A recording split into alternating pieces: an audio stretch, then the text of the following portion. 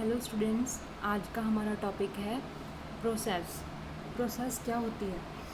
Process programme जो execute कर रहा है, program that is executing is called as process. Means जो इस समय हमारा प्रोग्राम चल रहा है उसे हम प्रोसेस बोलेंगे। ठीक है, जो प्रोग्राम होता है वो हमारा पैसिव होता है, लेकिन प्रोसेस हमेशा हमारी क्या होगी? एक्टिव होगी। मीन्स जो चल रही है वो प्रोसेस होगी, जो रुका हुआ है पैसिव है वो हमारा प्रोग्राम होगा।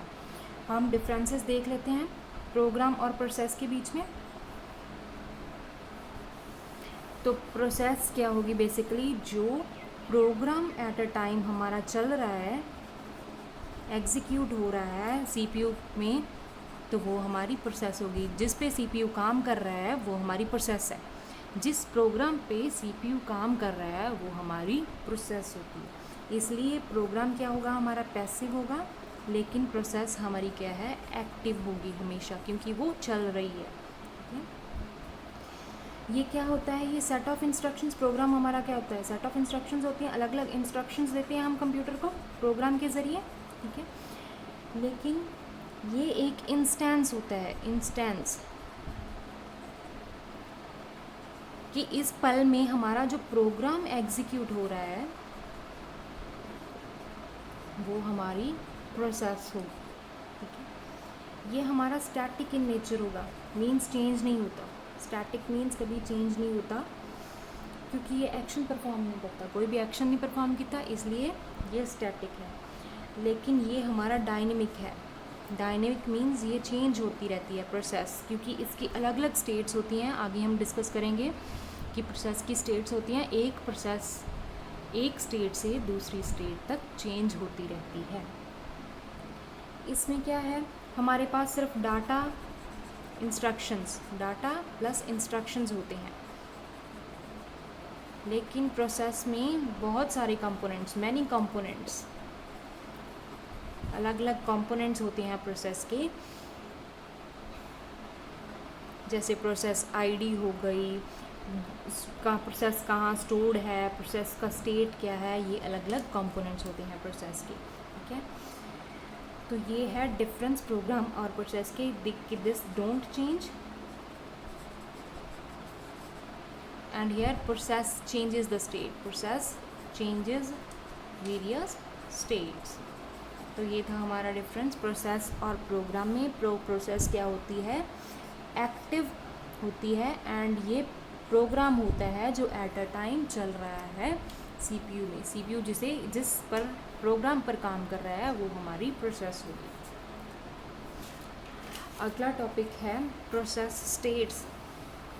प्रोसेस स्टेट्स डिस्कस करेंगे। अलग अलग प्रोसेस के स्टेट्स होते हैं।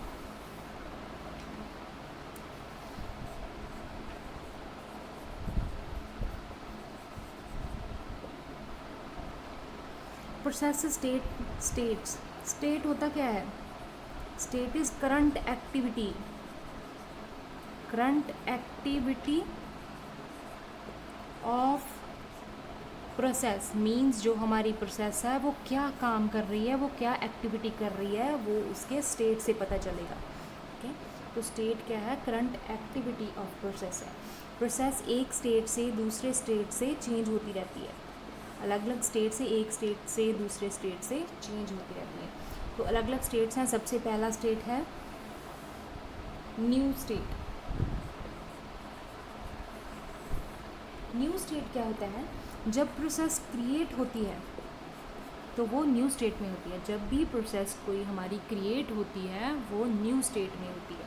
ठीक है, न्यू स्टेट जो प्रोसेस हमारी क्रिएट होती है तो वो हार्ड डिस्क में होती है। ठीक है, अगली स्टेट है हमारी रेडी स्टेट। उसके बाद है रेडी स्टेट। रेडी स्टेट का क्या मतलब है? कि हमारी प्रोसेस है वो रेडी है सीपीयू को असाइन करने के लिए। वो वेट कर रही है कि सीपीयू उसका काम करे। जब भी कोई प्रोसेस रेडी होती है सारे रिसोर्सेज के साथ कि सीपीयू अब उसका काम कंप्लीट कर दे, तो that is an ready state. जब भी प्रोसेस रेडी स्टेट में होती है तो कहाँ पे होगी? वो मेन मेमोरी में। रेडी स्टेट में प्रोसेस कहाँ पे होगी, मेन। कोई भी प्रोसेस आई न्यू, उसके बाद कौन से स्टेट में जाएगी, रेडी स्टेट में, कि अब मेरी प्रोसेस रेडी है, सीपीयू इसका काम ख़त्म कर सकता है। थर्ड प्रोसेस है हमारी रनिंग प्रोसेस। रनिंग प्रोसेस कौन सी है, जब हमारी प्रोसेस एग्जीक्यूट हो रही होती है, जब वो एक्शन में होती है, जब सीपीयू उसका काम कर रहा होता है, तो कौन सी स्टेट में होती है, रनिंग स्टेट में। रेडी स्टेट के बाद प्रोसेस कौन से स्टेट में जाएगी, रनिंग स्टेट में। जब प्रोसेस कोई भी रेडी है तो शेड्यूलर डिस्पैच के साथ, शेड्यूलर डिस्पैच मीन्स सीपीयू को एग्जीक्यूट करने के लिए दी जाती है प्रोसेस, तो वो उसके बाद जब एग्जीक्यूशन के लिए तैयार होगी, एग्जीक्यूट हो रही होगी, तो वो कौन से स्टेट में होगी, रनिंग स्टेट के बाद। उसके बाद क्या है, अगर कोई इनपुट आउटपुट के लिए वेट कर रही है हमारी प्रोसेस, अगर सीपीयू उसे एग्जीक्यूट कर रहा है लेकिन एट अ टाइम उसे किसी और इनपुट आउटपुट डिवाइस की या फिर इवेंट की वेट कर रही होती है, तो तब कौन से स्टेट में चली जाती है, वो वेटिंग और ब्लॉक्ड स्टेट। जब कोई भी प्रोसेस हमारी इनपुट आउटपुट डिवाइसेस का काम के लिए या फिर किसी इवेंट के ख़त्म होने के लिए वेट कर रही होती है, तो वो कौन से प्रोसेस में चली जाएगी, वेटिंग स्टेट में चली जाएगी। जब उसका इवेंट कंप्लीट हो गया, जब इनपुट आउटपुट डिवाइस मिल गया या फिर इवेंट कंप्लीट हो चुका है, तो फिर से वो कौन से स्टेट में चली जाएगी, रेडी स्टेट में चली जाएगी। ठीक है, कि फिर से वो रेडी है सीपीयू के साथ एग्जीक्यूट होने के लिए, रनिंग स्टेट में जाने के लिए। तो लास्ट प्रोसेस हमारी है, जब हमारी प्रोसेस ख़त्म हो जाती है, तो दैट इज़ टर्मिनेटेड स्टेट। जब सीपीयू के साथ उसका काम ख़त्म हो जाता है, वो कंप्लीट हो जाती है, तो after that it exit and it is in terminated state. तो हमारे पास क्या है, 5 स्टेट्स हैं। सबसे पहले है न्यू स्टेट। जब भी कोई प्रोसेस क्रिएट होती है तो वो न्यू स्टेट में होगी, प्रोसेस बनी है न्यू स्टेट में होगी और वो होगी हार्ड डिस्क में। Second state is ready state. Ready state में क्या है कि प्रोसेस हमारी रेडी है सीपीयू को असाइन होने के लिए कि मेरा काम कर दिया जाए, वे रेडी है। उस टाइम प्रोसेस हमारी मेन मेमोरी में प्रेजेंट होगी। थर्ड स्टेट है रनिंग स्टेट। रनिंग स्टेट कौन सी होगी, जब हमारी प्रोसेस जो है उसे या तो किसी इनपुट आउटपुट डिवाइस की ज़रूरत है या फिर किसी इवेंट के ख़त्म होने की वेट कर रही है, तब वो कौन सी स्टेट में चली जाएगी, वेटिंग स्टेट। ठीक है, रनिंग स्टेट में जब उसका सीपीयू उसका काम कर रहा है तब रनिंग स्टेट में होगी। जब किसी इवेंट के लिए वेट कर रही है तब वो वेटिंग या फिर ब्लॉक्ड स्टेट में होगी। जब उसका काम ख़त्म हो जाएगा, इनपुट आउटपुट डिवाइस है जो मिल गया उसे या फिर कोई इवेंट थी जिसकी वो वेट कर रही थी वो कंप्लीट हो गई है, तो वो फिर से कौन से स्टेट में चली जाएगी, रेडी स्टेट में। ठीक है, अगली एक स्टेट है टर्मिनेटेड स्टेट। जब किसी प्रोसेस का काम ख़त्म हो चुका है तो वो एग्जिट होके कौन से स्टेट में चली जाएगी, टर्मिनेटेड स्टेट। तो these all were the process states. And process सिर्फ एक ही प्रोसेस हमारी रनिंग स्टेट में हो सकती है। हमारे पास एक ही सीपीयू है, सीपीयू सिर्फ एट अ टाइम एक प्रोसेस के साथ काम कर सकता है। तो रनिंग स्टेट में क्या है, सिर्फ एक ही प्रोसेस हो सकती है, एक से ज़्यादा प्रोसेस नहीं हो सकती।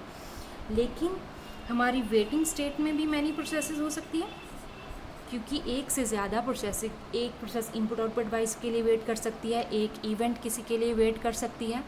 ठीक है, तो हमारे वेटिंग या ब्लॉक्ड स्टेट में क्या है, मैनी प्रोसेसेस हो सकते हैं। और रेडी स्टेट में भी हमारे क्या है, many processes could be waiting. ठीक है, many processes could be waiting in ready state and many could be waiting in blocked state. But हमारी रनिंग स्टेट में क्या है, सिर्फ और सिर्फ एक प्रोसेस हो सकती है। तो these were the process states. 5 process states हैं हमारे पास, new state, ready state, running state waiting state and terminated state, ठीक है। न्यू स्टेट में प्रोसेस जब आती है नहीं। सेकेंड इज़ रेडी स्टेट, जब वो तैयार होती है CPU को असाइन होने के लिए।